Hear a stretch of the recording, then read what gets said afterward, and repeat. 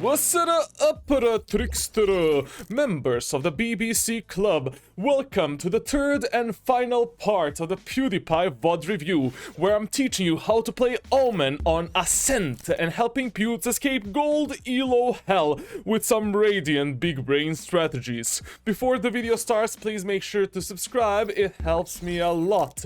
Turn on the notifications so you don't miss any new content from me, leave a like and follow me on twitch.tv/charlatan for some daily Valorant grind. On my Discord server you can get coached by me and hang out with this amazing community. Enjoy in this video, my dear friends. And I really like that PewDiePie is not using his smokes in any area of the map, but what we could have seen here, he did a smoke on top mid. The top mid smoke is absolutely useless, pointless, and as you're moving up through the elos, you will see more and more that this smoke has absolutely no purpose. Basically, even if you give, let's say you have given me this smoke does nothing. I can still smoke you in a mid area here at the start of the round, I can teleport immediately there, and I have taken the mid control pretty easily. Like this smoke has absolutely zero purpose, and it is a wasted smoke no matter which agent you're using in Valorant and no matter which strategy you're doing at that moment of time. The only useful smoke in a mid area of the map is for the mid link like this to basically delay the enemy's push through here, or you can maybe fuck up the enemies in a mid link when they're pushing you here, because when the enemies are on the edge of the smoke like this, you see them but they don't see you. So basically there is a certain latency when people are going in and out of the smoke and they cannot notice you in the same time as you're gonna notice them. And that is the advantage of the smokes when you're waiting for the push of the enemies. Maybe you can even be a bit more aggressive in a mid area if you want to do that. For example, if your ally is pushing the short area, you can do the smoke like this in the middle of the corridor. You can teleport on the outer edge of the smoke, take the smoke as a cover-up tool from the enemies, and then maybe you can teleport on this position, completely disorient the enemies, surprise the enemies, or maybe pick the enemies in the top mid from this position. Like when you're playing Omen, creativity is everything, and you need to use that creativity to surprise the enemies and to counter them as best as you can. The second smoke here was a completely justified smoke. Like this is something that I would do to delay the enemy's push and to split up the enemies when they're pushing the site. But it is bad right here that he's playing the market area. In the market, you should never be peeking the B main area of the map from the market, simply because, number one, it is a very bad peek. Because enemies can easily double swing you here, number one. Number two, enemies can be on different vertical positions. Like on this position here, when you're holding the B main area from market, enemies can peek you from the wall there and from the wall here. And you cannot be ready for both of these type of peaks. Like the enemies can swing you like this, a bit closer to you, and like this. In Valorant, you should really try to avoid these holding these type of positions. If you're already holding a position where the enemies can peek you in different verticalities and the enemies can double swing you, you should try to narrow down that angle as much as possible, like this, so the enemies are unable to peek you together, and you can align the enemies here and kill them maybe with a collateral damage, or you can simply go to the safety with a knife out if something goes wrong for you. One more reason why you should not be holding the B main area from market, because the enemies can easily smoke you out here, they can easily flash you out, and you will be completely useless defending the B site. When you're defending the B site should actually be defended from this CT area of the map, stairs, and the actual site. I really hate playing the both area of the map because I feel it is completely useless and pointless. The logs area as well is very dangerous to be played and something that I should avoid at 24/7, and the speedway area can also be extremely dangerous. I always love to play from the stairs like this, waiting for the enemies to push me, then fighting the enemies, teleporting on this position. Maybe you can distort the map in your favor with those two smokes, and now when the enemies are pushing you, you have this narrow angle here to fuck up the enemies that are pushing you through the speedway. You can surprise the enemies that are pushing you from the stairs. Also on the site, the number one thing you want to learn how to use is using these boxes to your advantage. Like, this is the best position to be played on the B side of Ascent. And you can pick the enemies on the stairs from this off angle, enemies on a speedway from this off angle here. You can take the cover from the speedway if the enemies are pushing you in the same time and fight the enemies on the stairs, or cover from the enemies in stairs and kill the enemies in a speedway.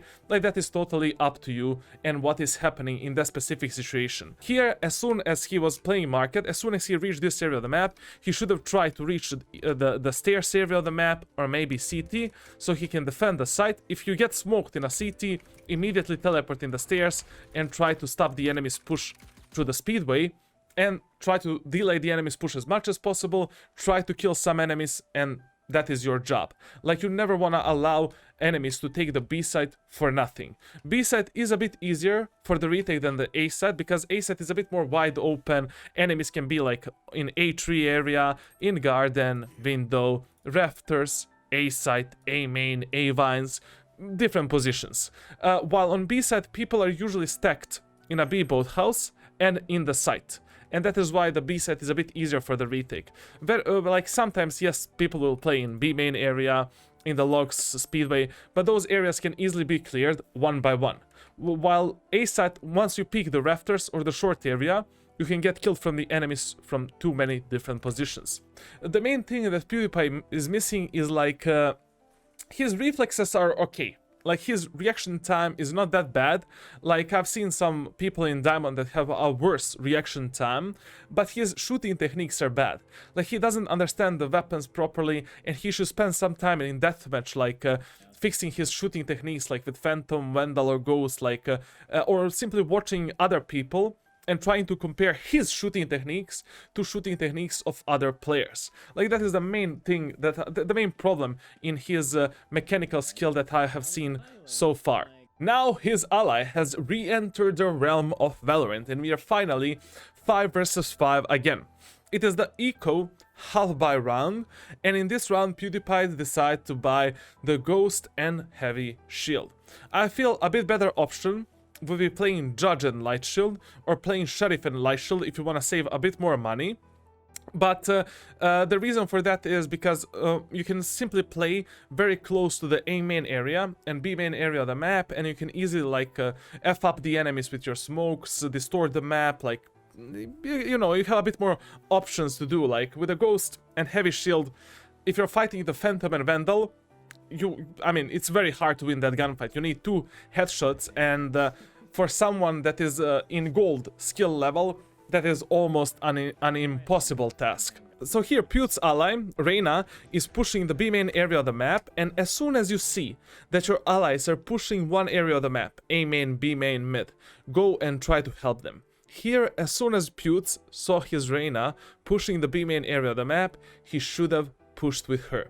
Just so that your ally doesn't waste his life for nothing. We know, like, flanking in Valorant on a defender side, in general, is a very bad idea.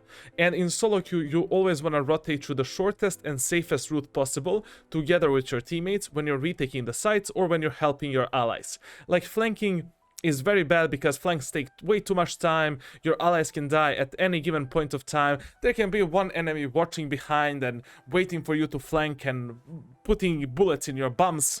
Or I don't know, like, there can be a Cypher tripwire, Killjoy shit. Like, flanking in Valorant is extremely bad idea 99% of the times. There are just 1% of the times when flanking is useful, and for that, like, you need a bit better game decisions, a bit better game sense and map awareness, which, once again, I don't believe that the person in gold elo has that high of a knowledge.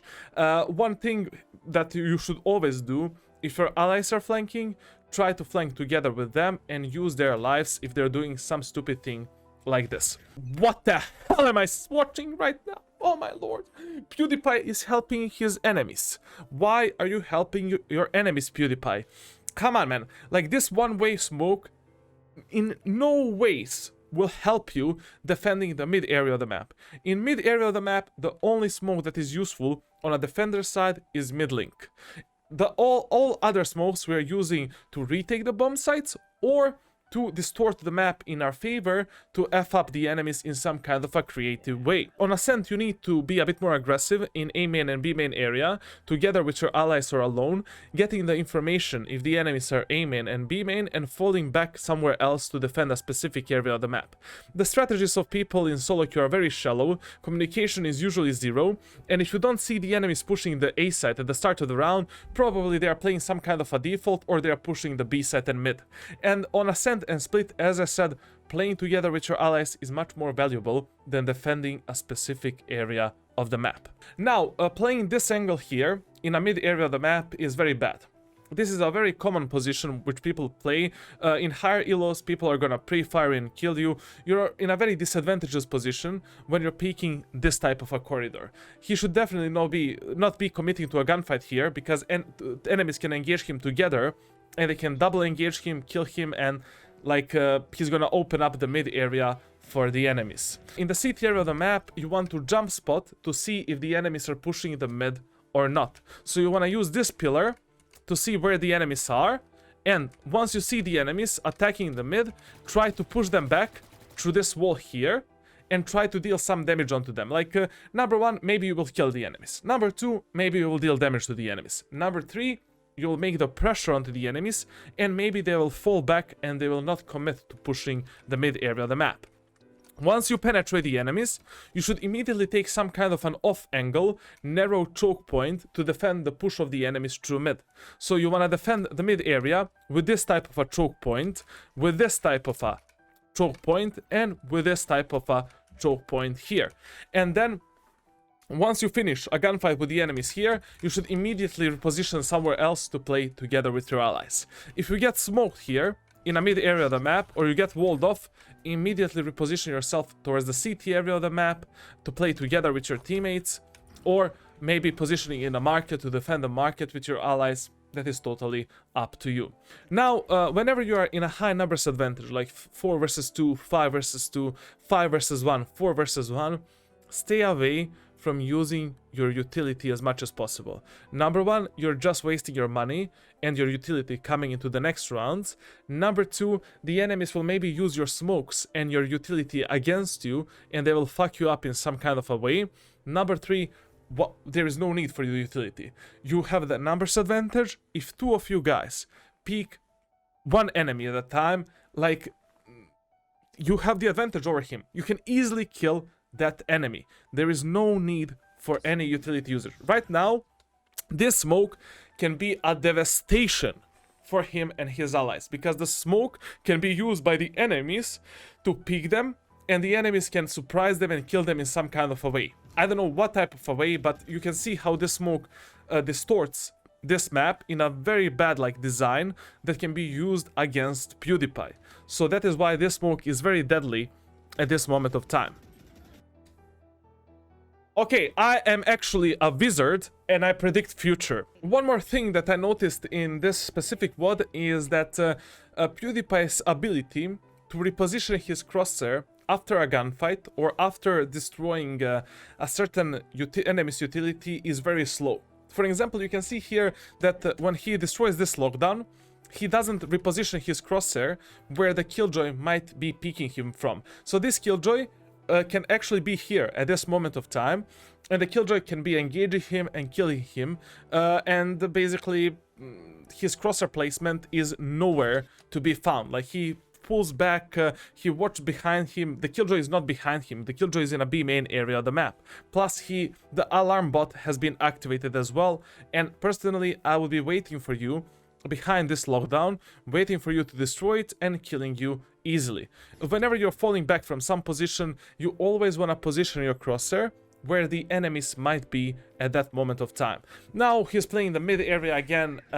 He is being very useless. On a defender side, you want to be extremely agile. You want to reposition yourself accordingly to what you think the enemies are going to do, and you want to play A side, B side, mid, short. You constantly want to rotate left and right to be the one that is encountering the enemies. In solo queue, you cannot trust your allies. You trust no one. Trust issues level Maximus. You want to be the person that controls everything, that has all the cards of the match in your own hands, and use your allies as a tool to help you winning more rounds and more matches. You cannot be playing passively and just waiting for your teammates to every single time to do the job for you. What you're doing then, you're simply playing a coin flip game. Like you're gambling 24/7. Okay, let's see how well the PewDiePie is gonna use this judge. He is going in a mid area with a judge. God help me, please. Okay, the smoking the mid link. Is he gonna do something aggressively? Okay, the crosshair placement is everywhere or all around the world. The Yoru is using the teleport. He sees the teleport. He is there. Why is he playing mid area with a judge right now? Oh my lord, the Yoru is in a long-range gunfight. No way, PewDiePie is teleporting in a mid-area where he doesn't know where the enemies are. When you're using the shrouded steps, always use them in some kind of a safe location, inside of the smokes, or use them in a position where there is like 50-50 chance that the enemies can be there, if you're being aggressive, like. But right now, he's using a shrouded step in an uncleared area of the map where all 4 of the enemies can be at this moment of time. Plus, playing the judge in a mid area of the map instead of playing it close to the B main or A main area of the map is complete nonsense. Even in a short area, he can kill the enemies there. It is a really bad spot where he was at this moment of time. This repositioning was cool and good. Like, this is totally fine repositioning and very good thing that he had done. Now he can kill this Joru. Joru is dead! I love it, I love it. Now, what the PewDiePie should do, because he has one smoke, he should smoke himself out on the bomb site, behind this box here, and simply try to distort the map in his favor. Try to close the gap with this Phoenix, and try to kill him in the face with Judge. Like, that is the main way of thinking that he should have. He should not be fighting the enemies in this long-range gunfight with a shotgun. But that is exactly what the PewDiePie does, and that is why he loses this gunfight. Like, you need to understand the basic concept of closing the gap with the enemies and trying to get into their faces when you're playing the close-range weapons. And you need to understand the concept of distorting the map in your favor when you're playing the smokers type of agents. And also, like, he needs to navigate his Sage a bit better. Like, Sage needs to do the wall in a short area of the map or B main area of the map in a diagonal way to block the whole area of the map. Like, for example, when you're doing the Sage wall on the Ascent, the main thing that I see that people will do on this map, they will do like this type of a wall. Right here, like this. This is a very bad wall. It is much better if you position this wall diagonally, like this, and then when the enemies want to push the speedway area of the map, they need to destroy all 4 of your blocks to push through this area of the map. And when you're blocking the A short area of the map, you should always block it in a diagonal way, like this. Plus, you can play on top of the wall and kill the enemies there. This wall is absolute nonsense and something that I never want to see anyone do, God forbid. And also, this wall is useful. It is not bad, like, to delay the enemy's push and to stop enemy's push, but I would much rather have this wall over this wall. This is the wall that I would ask my allies to do when I have absolutely zero response onto the enemy's push on A site. Like, the enemies are completely fucking us up in the ass. They're using the flashes, molotovs, nades to push the site. I will tell my Sage, Sage, can you do the wall here? She says, sure, Charlatan, I'll do the wall there. And then we try to fuck them up, like, around the wall, maybe trying to find some kind of a sneaky beaky corner angle to F up our enemies or to delay their push with the slow orbs, flashes, molotov nades, etc, etc. So here the PewDiePie is pushing like together with his Reyna and PewDiePie end up in a 2 versus 1 situation. Right now, one of them should be defusing the bomb.